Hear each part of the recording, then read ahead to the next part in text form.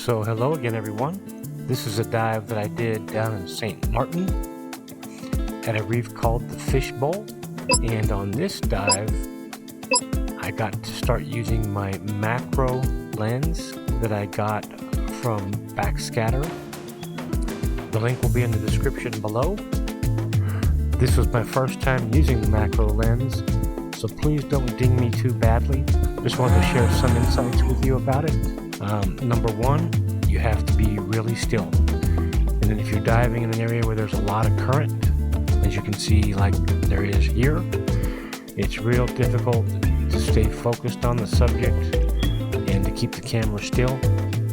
But anyway, it's a work in progress. If you guys have any pointers or tips, leave some comments down below. Thanks for watching. Give it a hype if you like it. Like, subscribe, and share. Again, thanks for watching. Bye.